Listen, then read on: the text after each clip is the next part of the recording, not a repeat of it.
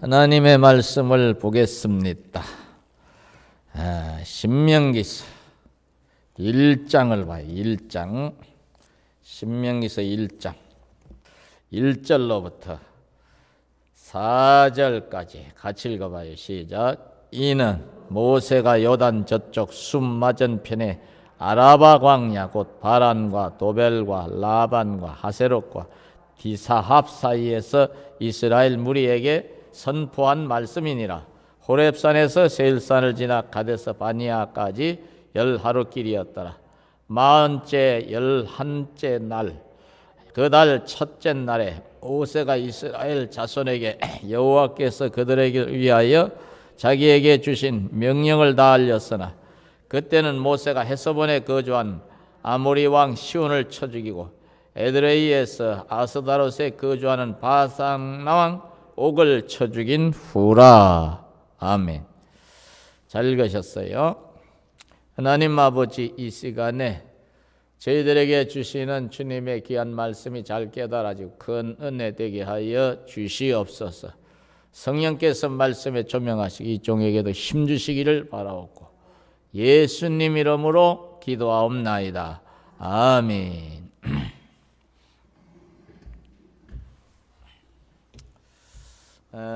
신명기서는요.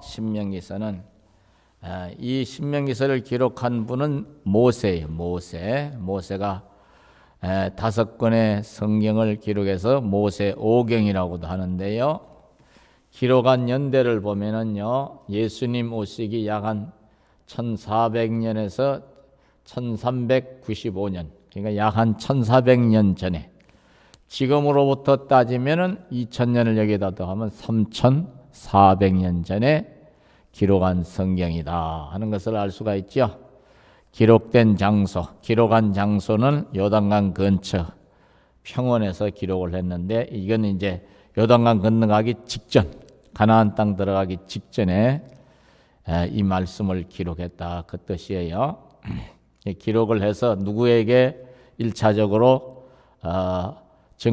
증거하려고 그랬나? 가나안 땅에 이제 들어가야 될 광야에서 새로 태어난 아이들, 그리고 애굽에서 해방되어서 나올 때 20세 이전의 아이들,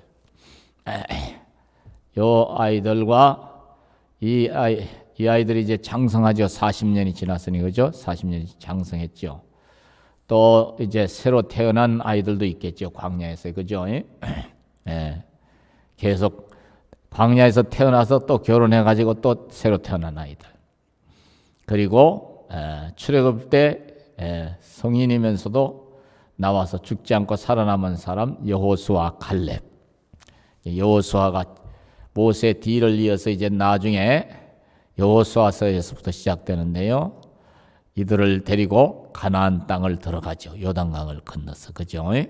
요단강을 건너서 가나안 땅에 들어가야 할 새로운 세대들을 위해서 이 말씀을 기록했다 하는 것을 우리가 알고 있으면 돼요. 또 이 말씀을 기록하는 것으로 끝나지 않고 모세가 떠나기 직전까지 이 말씀을 이스라엘 백성들에게 강론을 하는 것을 볼 수가 있습니다. 내용은요, 요 핵심 내용이 나오는데요. 요거에 이제 5절에 보면은요, 5절에 보면 모세가 요단 저쪽 모압 땅에서 이 율법을 설명하기 시작하였더라, 이렇게 나와요, 그죠? 이게 하나님의 말씀을 구약에서는 율법이라고 그래요. 율법 중심으로 풀어가니까. 근데 그 핵심 교훈을 살펴보면 이 신명기서 핵심 교훈은요, 크게 보면 한 가지. 그게 뭐냐면 한번 따라서 해봐요. 기억하라. 다른 말로 하면 잊지 말아라. 뭘 잊지 말아라? 하나님이 주신 은혜. 따라서 하나님이 이 출애굽 여정에서 애굽에서 고난받았던 그때도 그 고난받는 속에서 하나님이 구원해내신 그 놀라운 능력의 손길로 구원해내신 그 은혜도, 광야를 40년 지나오면서 베풀어 주신 그 은혜도, 따라서요, 그 은혜와 그 세월을 잊지 말아라. 너희들이 고생한 것도 잊지 말아라 이 말이에요. 고생한 것. 애굽 땅에서 종살이 하면서 고생했는데 그 고생한 것도 잊지 말고, 그리고 고생하는 속에 너희들이 기도해서 응답받아 가지고 출애굽을 하고 기적적으로 광야를 지나오는 40년 세월 광야를 지나오는 속에 하나님이 베풀어 주신 그 은혜도 절대로 잊어버리면 안 되고 어떻게 하라고? 기억하라. 따라서 기억하라. 두고두고 되새겨라 그 말이에요. 여기 연대가 나오죠. 3절에 보면 40째 해, 이게 40년째 해 이렇게 돼요. 11째 달. 그러니까 11째 달이면 11월 달. 그렇죠? 그 달 첫째 날에 11월 1일에 그렇죠?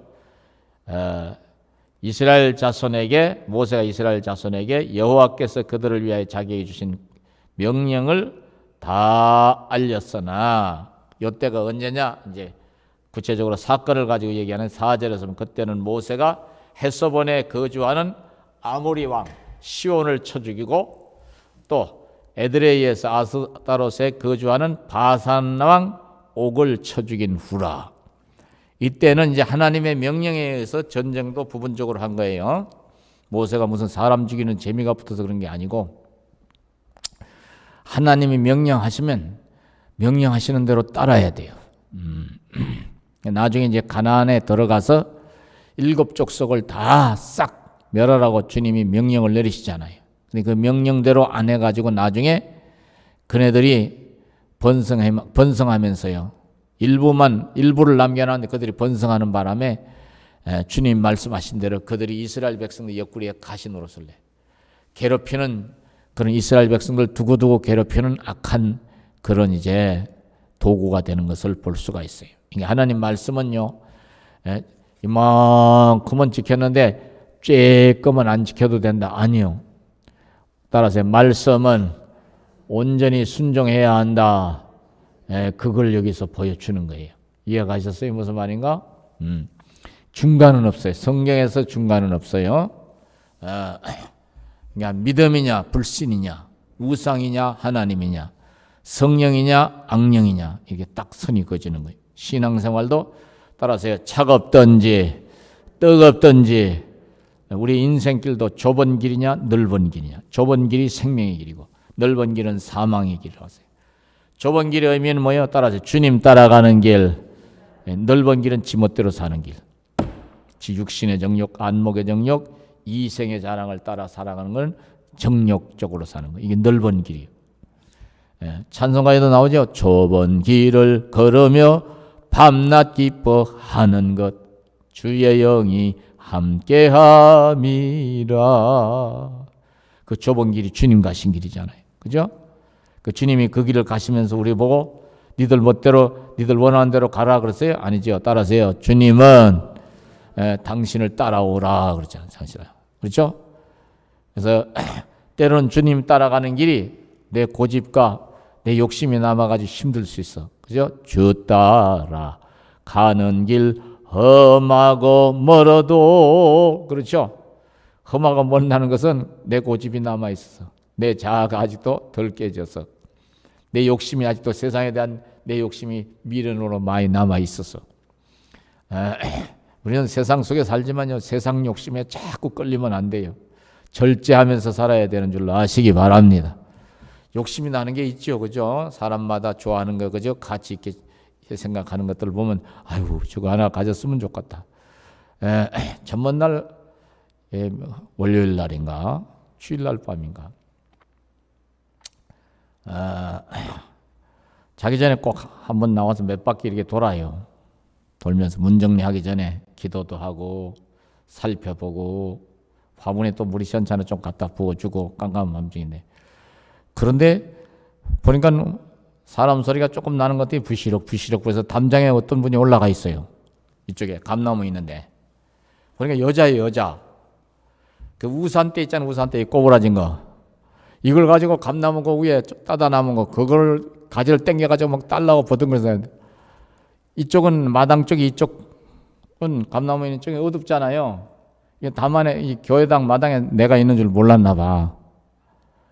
아니 거기 뭐 하세요? 그런데 못 알아들었어. 따는 데만 바빠갖고. 무서워서. 아주머니, 그 뭐 하시는 거요? 밤중에 뭐 해요, 그거? 여기 양쪽에 카메라가 다 찍고 있어요. 그랬더니 그제서야 얼른 실구만. 보니까 트럭이 이렇게 됐는데 그 트럭 위에 올라가니까 참 좋거든. 거기 올라가서 바로 담벼락 타니까. 남편은 망봤던가 봐. 남편이 얼른 들어와서 봐. 남편 같아. 아니, 그 사람들이 그거에 뭘 그런 걸 밤중에 그래 와서 그렇게 하느냐고. 다 여기 카메라 있고 다 있는데, 찍히고 있는데, 예. 아니 카메라가 안 찍히고 있어도 그게 밤중에 뭐 하는 짓이에요 그게. 그러다가 잘못해서 발로 디디면, 예? 트럭으로 감 한 트럭, 예? 사고도 남을 만큼 치료비 들어갈 거 아니에요. 그게 욕심 때문에 그러잖아요. 욕심, 그죠? 감이 무슨 한 개에 무슨 100만 원씩 가요? 그러면 밤중이 아니라 그냥 막 예? 와가지고 따야가지게 되겠지. 예? 사람이요 그렇게 욕심이, 예? 다 끌리는 게, 욕심에 끌리는 게 다 달라요, 대상이. 근데 우리는 좀 절제해야 돼요. 따라서 절제하면서, 예, 절제하면서 살아야지요. 예. 왜 절제하면서 살아야 돼? 잘못한 그 욕심대로 살다 보면 믿음에서 떠나 죄악의 길로 끝내는 가버리기 때문에 큰일 나죠. 그렇게 가다 보면 지옥 가는 길이 되는 거예요. 여기에서 이제 기억하라. 하나님이 이제 베풀어 주신 은혜, 그 하나님 은혜를 베푸시기 전에 애굽에서 종살이하고 고생했던 그 날들, 이것들을 기억하면서 어떻게 하라는 거예요? 따라하세요. 이제부터는 말씀에 순종하라. 말씀에 순종하라. 그랬어요. 이게 핵심 교육, 여기 신명기에서 나오는 핵심 교훈이에요. 기억하라. 뭘 기억하라? 하나님 베풀어 주신 은혜. 뭘 순종하라? 말씀에 순종하라. 너희들이 말씀에 순종하면은 가나안 땅에 들어가서 말씀에 순종하면은, 신명기에서 이제 28장에 가서 보면요, 말씀에 순종하면, 따라서요, 들어와도 복을 받고 나가도 복을 받고 머리 될 망령 꼴이 되지 않고 아무리 무서운 역병이 돌아도 너희들에게는 그 역병이 임하지 않게 지켜주시고. 할렐루야. 아이고. 그러니까 말씀에 순종하는 길이 범사에 잘 되는 길이기도 한 거예요. 믿으시기 바랍니다. 하나님이 우리에게 그 은혜를 항상 기억하면서 말씀에 순종하라는 이유는, 우리가 이 땅에서 세상 사람들처럼 원 없이 살지 못하고 그냥 종처럼 살아라, 그런 얘기가 아니에요. 따라서 이 땅에서도 복되게 살다가 하나님 나라 가서도 상 받는 인생 되게 하시려고, 따라서 좋은 것을 주시려고. 그러니까 하나님이 우리에게 말씀하시는 것은 다 축복의 말씀이에요. 믿으시기 바랍니다. 축복의 말씀이에요. 세상 사람들은 이걸 모르니까 예수 믿으라고, 아이고 교회는요 늙어막에 이제 숨쉬기 어렵고 걷기 힘들 때나 가야지 뭐, 아유 그 이전까지는 난 내 멋대로 살고 싶어요. 그게 자유하게 사는 줄 알아. 마귀의 종노릇하면서 사는 줄을 모른다니까. 성경 요한복음 8장 32절에서는 진리를 알지니 진리가 너희를 자유케 하리라고 그랬잖아요. 따라서 예수님을 제대로 알고 믿어야 자유하는 인생이 된다는 뜻인 줄로 아시기 바랍니다. 이걸 모르는 거예요. 모르는 거예요. 근데 여기 이제 회고하는 말씀이 이제 그러면서 시작이 돼요. 여기 이런 말씀이 나오죠. 우선 8절에서 보면은요, 이런 말씀이 나와요. 내가 너희의 조상 아브라함과 이삭과 야곱에게 맹세하여 그들과 그들의 후손에게 주리란 땅이 너희 앞에 있으니, 이제 그 목전에 왔잖아요. 들어가서 그 땅을 차지할지니라. 이 말씀을 하면서 이제 회고를 하는 거예요. 그때 어느 때에 광야 이제 나와서 이스라엘 백성들을 지도해 나가던 그때에 내가 너희에게 말하여 이르기를, 9절에 이 말씀에 나는 홀로 너희의 짐을 질 수 없도다. 왜 질 수 없는가? 10절 11절을 같이 읽어봐요. 10절 11절 시작. 너희 하나님 여호와께서 너희를 번성하게 하셨으므로 너희가 오늘날 하늘의 별같이 많거니와 너희 조상의 하나님 여호와께서 너희를 현재보다 1000배나 많게 하시며 너희에게 허락하신 것과 같이 너희에게 복 주시기를 원하노라. 하늘의 별과 같이 광야에 나올 때도 많아지게 하셨는데 앞으로는 그보다 1000배나 많아지게 하시리라. 이게 번성하게 하시리라. 이게 이스라엘 민족이 번성하는 것이 축복이에요. 오늘 여러분 집안도 번성하는 것이 축복이야. 축복. 육의 복이에요. 자식을 놓고서 자식들 앞에서 이런 소리 하는 부모들이 있어. 철없는 부모들. 아유, 저거 괜히 났어, 저거. 그거 아이들 자존감을요, 완전히 종이 구기듯이 구겨놓는 거예요. 애들 자존감 바닥나요. 그러면요, 나는 가치 없는 인간이구나, 이렇게 생각해가지고 기가 죽어서 세상에 나갔어도요, 사람들 앞에 당당하게 못 살아요. 당당하게. 또 거기에 대한 어떤 그런 자괴감 때문에요, 이 가슴 속에 또 막 분노가 일어나가지고요, 엄마 아버지는 어떻게 해보질 못하니까 그 화가 엉뚱하게 자충우들로 자기와 관계된 직장 생활이든 이제 학교 생활이든 사회 생활에 관계된 사람과 부대끼는 속에 나타난다 이 말이에요. 그러니까 이게 여러분들이 항상 해야 될 말이 있고 해서는 안 될 말이 있는 거 아시잖아요, 그죠? 조심을 해야 돼요. 야, 여러분들 항상 너는 귀한 사람이다, 이걸 인식을 시켜주시기를 바랍니다. 근거가 있잖아요. 따라서 하나님이 사랑하시기 때문에 귀한 사람이요, 믿으시기 바랍니다. 우리 애들한테도 항상 그 얘기했어요. 어릴 때. 큰아이는 우리 어머니가 그걸 사냥이 날 것을 놓는 날인가 전날 꿈을 꿨다고 그래요. 우리 집사람 친구가 이제 우리 아이 뱃속에 있을 때 기도를 해주면서 임신 3개월 채 되는 달인가 사내 아이가 태어났는데 목사님 똑 닮은 아이가 태어나 개구장인데 아이가 돌돌거리고 걸어다닐 때쯤 되면 교회당 건축이 된다고 그런다고. 그거를 그 딸내미도 기도를 많이 하는 우리 집사람 친구인데요. 같은 공직생활은. 그는 진짜로 그 12월 18일인가 그런데 우리 출산일이.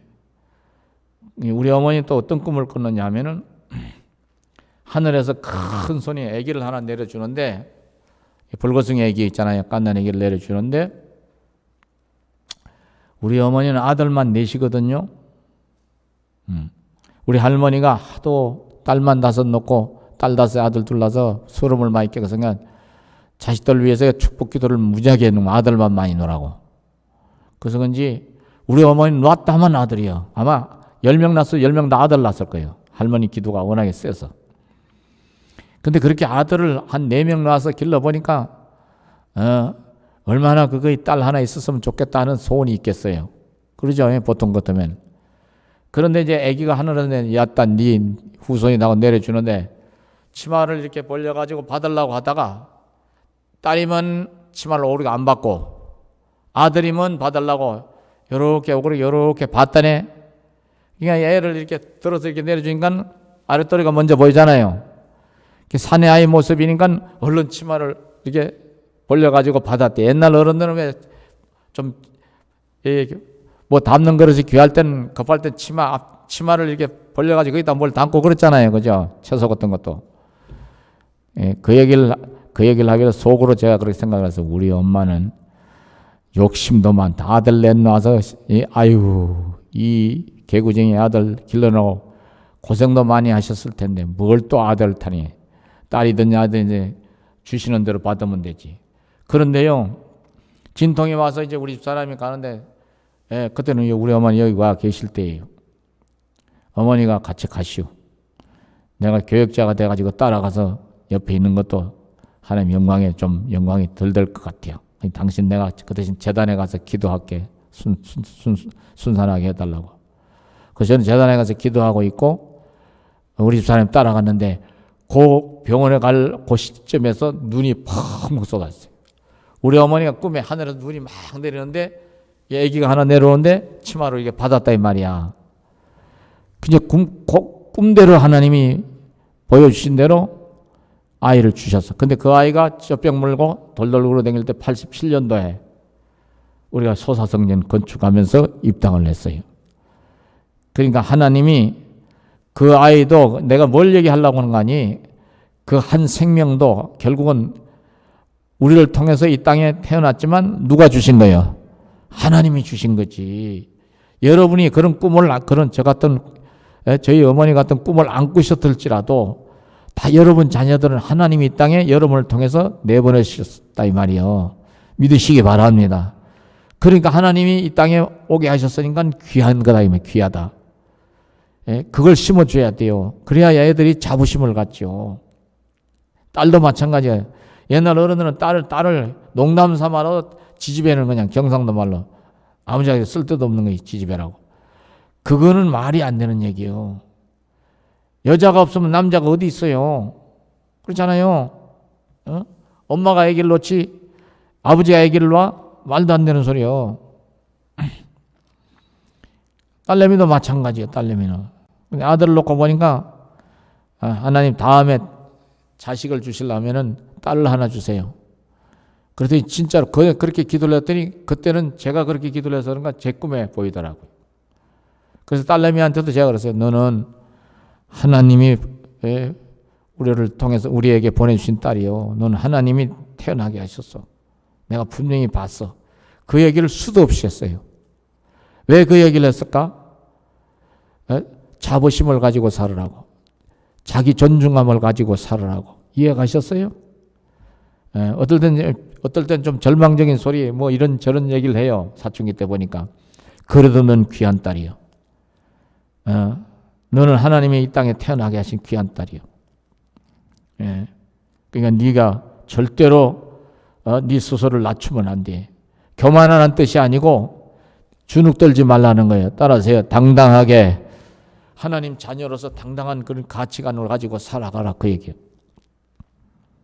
그래서 그런지 몰라도 우리 딸내미가요. 초등학교 들어가기 전에 왜 집에서 뭐 학습지 같은 걸로 뭐 영어 같은 거 하잖아요. 그죠? 유치원 날 때도 하고 뭐 좀 그러잖아요. 초등학교 1학년 때인가. 유치원에 들어가니 우리 집 사람이 애 데리고 이제 친정에 서울에 있을 때 그 금호동에 가려면 전철을 타야 돼. 차가 없으니까. 외국인만 만나면요. 가서요. 이렇게 손가락으로 꾹 찔러가지고 그럼 쳐다보면 지가 영어 단어 몇 개나 한다고 말 붙이는 거예요. 말 붙이는 거예요. 그러면 외국인들은요. 또 어린애가 그러니까 멋쩍한데 얼마나 반가워요. 그러니까 그냥 말 대꾸 다 해주지. 그게 사람을 무서워하자니까 언어가 빨리 튀더라 이 말이야. 뭔 말이겠어요? 보통 사람 같으면 우리만 때도 외국인들이 뭐 길 물어보려면 자신감이 없어. 왜 자꾸 그래요? 그러잖아요. 그죠? 도망가려고 그러고. 고등학교를 다니는 학생들도 도망가려고 그래. 요새는 애들이 안 그러는데 그전에 보면 대학을 다니는 자신이 없었어. 근데 얘는 안 그러더라고요. 그 얘기를 듣고서 그렇지. 어딜 가든지 당당하게. 그 대신 겸손하게. 따라서요. 겸손하면서도 자신 있게 어딜 가든지 남자 여자 따지지 않고 그러니까 그렇게 해나가야지 지가 어디에 있든지 간에 좀 고통스럽고 힘든 일이 있어도 나는 하나님이 이 땅에 태어나게 하셨는데 나는 하나님의 딸인데 아무개 아버지 아무개 엄마의 아들 딸이기 전에 하나님 딸인데 그보다 더 큰 가치관이 어디 있어요? 그렇잖아요. 그죠? 사실 뭐 목사의 딸 그러면 우리 성도님들이나 목사님 딸이구나 따님이구나 이러지 세상 사람들이 뭐 그게 별로 그렇게 높여봐요? 택도 없어. 비웃으려고 그러지. 그러나 하나님 딸이다 자기 스스로 하나님 딸이다 생각하니까 누가 뭐라 그러든 간에 난 하나님 보내신 딸이고 하나님 딸인데 하나님 딸보다 더 귀한 딸이 어디 있어? 하나님 아들보다 더 귀한 아들이 어디 있어? 그러니까 주눅 안 든다고 말이요. 무슨 말이겠어요? 수많은 사람들 앞에서 뭔 발표를 해도 당당하게 해버린 거예요. 그 대신 겸손하게. 무슨 말이 이해가셨죠? 가치관. 우리가 말씀을 상고하면서 이런 것들을 좀 새겨야 될 것 같아요. 번성하는 거. 번성하는 거. 그래서 이제 복주 시기를 원하노라.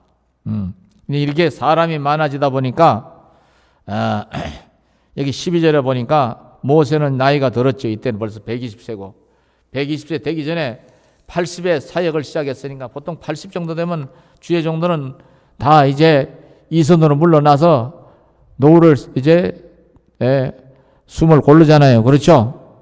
근데 모세는 80에 사역을 시작해서 120세까지 사역을 하는 거예요. 그러니까 얼마나 힘들겠어요. 장정만 60만 명이 넘었는데 애굽에서 나올 때. 근데 이 사람들이 광야에 나와서도 싸움이 벌어지는 거예요. 다툼이 일어나는 거예요. 문제가 생기는 거예요. 그럼 그때마다 재판을 하는데 모세 혼자 하려는 게 너무 힘들어. 그래서 소소한 시비거리는 그 지파 안에서 똑똑한 사람, 인정받는 사람이 재판장이 돼서 재판을 하도록 이렇게 직분을 세우는데 여기 요 이야기가 나와요. 12절, 13절 한번 읽어봐요. 12절, 13절 먼저 시작. 그런즉 나홀로 어찌 능히 너희의 괴로운 일과 너희의 힘겨운 일과 너희의 다툰 일을 담당할 수 있으랴. 너희의 각 지파에서 지혜와 지식이 있는 인정받는 자들을 택하라. 내가 그들을 세워 너희 수령을 삼으리라 한즉. 이해 가시나요?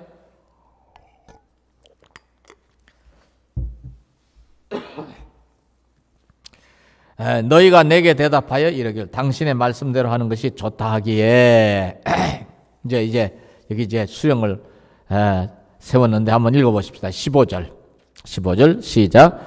내가 너희의 지파의 수령으로 지혜가 있고 인정받는 자들을 취하여 너희의 수령을 삼되 곧 각 지파를 따라 천부장과 백부장과 50부장과 10부장과 조장을 삼고 됐어요. 1000명을 담당하는 사람을 천부장, 100명을 담당하는 사람을 백부장, 50명은 50부장, 10부장은 10명, 그리고 소수로 이제 있을 때는 조장을 삼고.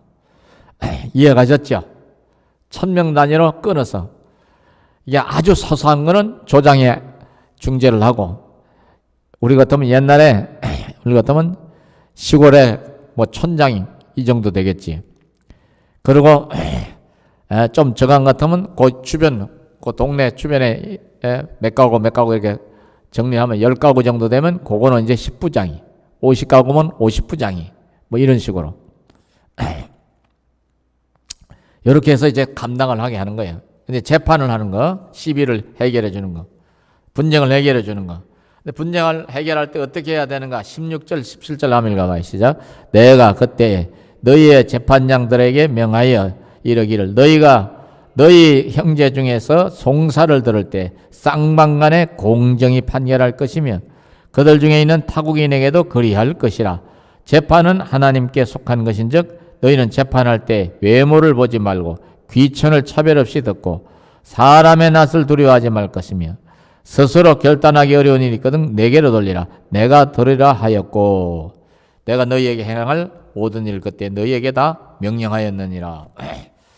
그러니까 재판을 어떻게 하라는 거예요?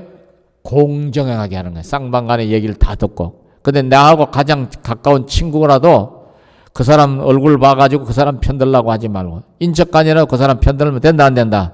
안 되는 거예요. 저 내 자기 동네 사람이라고 저 이웃 동네하고 시비가 붙었는데 자기 동네 사람이라도 또 봐주고. 우리 지금의 현대 정치사를 보면요, 지편이라고 다 봐주고 지편이 아닌 거는 막 법이요 뭐요 해서 막 감옥에까지 다 쳐놓고, 감옥에 충분히 감옥에 가고도 남을 죄를 졌는데도 다 유야 무야 그냥 덮어버리고 고무줄 잣대. 근데 그렇게 하지 말라는 거예요. 근데 사람이요 고무줄처럼요 늘렸다 줄였다 폈다 오그렸다 그러면요 하나님이 최종적으로 심판을 해버려요. 따라서 사람이 어찌하지 못하면 하나님이 심판한다니까. 그래서 생겨난 사자성어가 사필기정이야. 모든 일은 반드시 옳은 대로 돌아간다는 거예요. 하나님은 행한 대로 갚으시고 심은 대로 거두게 하시는 하나님이잖아요. 그래서 성경에서는요 시편 기자도 그러고 하나님은 따라서 의로운 재판장이심이라. 그러니까 우리가 하나님 앞에서 어떻게 살아야 돼? 공정하게 살아야지. 공정하게. 그렇죠? 좌로나 우로 치우치지 말고. 이게 쉬운 게 아니에요. 쉬운 게 아니에요. 사람들은 자꾸 인정에 끌리고, 그죠? 여러 가지 인과관계에 끌리잖아요. 절대로 그렇게 하지 말라는 거예요. 또 높은 사람을 재판할 때라도, 너보다 높은 사람을 재판할 때라도 누가 겁박을 하는 사람이 있어도 사람의 낯을 두려워하지 말라고 그랬어요. 근데 아무리 하려고 해도 천부장까지 재판을 해봐도 정말로 어려워서 해결이 잘 안 되는 것은 모세에게 돌리라고 했어요. 어려우니 결단하기 어려운 일이 있거든 내게로 돌리라. 내가 들으리라 하였고 내가 너희 행할 모든 일을 그때 너희에게 다 명령하였느니라. 아이고. 그러니까 이 광야 한복판에서도 하나님의 택한 백성이라도 싸움질이 있다 없다.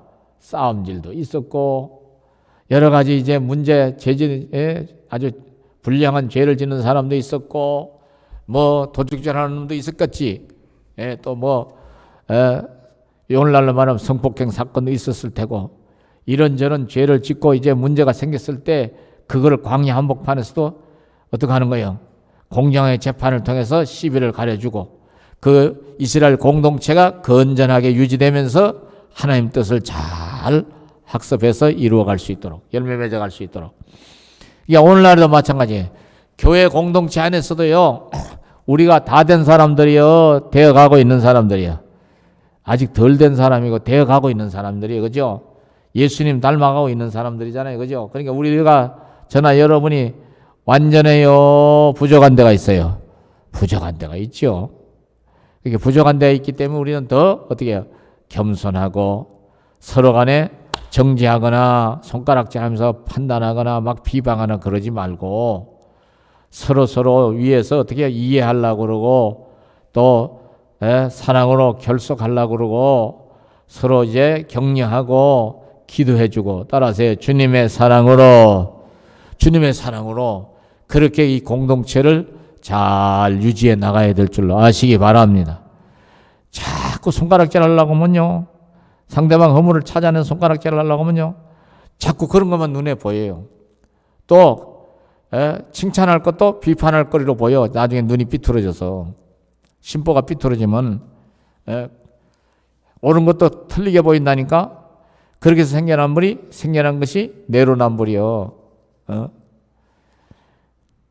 정말이에요. 저는 틀린 짓을 수도 없이 하면서 딴 사람이 한 가지 그 잘못한 걸 막 쑤시는 이런 인간이 되어버려. 제 눈에는 덜보가 있는데 형제의 눈에 티가 있는 것만 보고 막 비방을 하는 이런 꼴이 된다니까. 그러니까 그렇게 하면 안 된다는 거예요. 바울 서신에서 보면요. 고린도전서, 로마서, 고린도전서부터 이렇게 쭉 나가는 바울 서신이 13권이 있잖아요. 이 성경에 보면요. 항상 따라서 서로 용납하고 또 사랑은 허다한 허물을 덮느니라 이런 말씀도 나와요. 또 그렇게 하다가도 또 얼굴을 붉히는 일이 있을 수가 있어요. 그러면 따라서요. 얼른 회개하고 사람끼리 맺힌 건 내가 잘못해서 얼른 사과하고 할렐루야. 그리고 사과를 했으면 없던 걸로 또 주님이 용서하시는 것처럼 사람끼리도 용서를 해주고 따라서 용서를 해주고 이렇게 나가야 될 줄 아시기 바랍니다. 이게 교회 공동체예요. 그러다 보면 이제 저와 여러분의 신앙이 자꾸 성숙해지는 거예요. 성숙해진 만큼 하나님이 자꾸 은혜를 주시고 응답을 주시고 복을 주실 줄로 믿으시기 바랍니다. 그거예요. 이 세상에 완전한 사람 없어. 완전한 대로 나아갈 뿐이지. 오늘 주시는 교훈은 핵심 교훈, 전체를 놓고 봤을 때 핵심 교훈은 따라서 하나님의 은혜를 잊지 말고 하나님의 말씀에 온전히 순종하라. 뭐 하려고 순종하라? 복된 인생 되게 하시려고. 여러분들이 항상 복된 인생을 사는 그 자리를 잘 지켜가시기를 축원하겠습니다. 기도해요. 하나님 아버지, 주님의 귀한 말씀을 상고했습니다. 저희들에게 주시는 이 귀한 교훈의 말씀, 생명의 도를 잘 지켜 행할 수 있게 해 주시옵소서. 순종하는 백성이 되기를 소원하옵고 예수님 이름으로 기도하옵나이다. 아멘.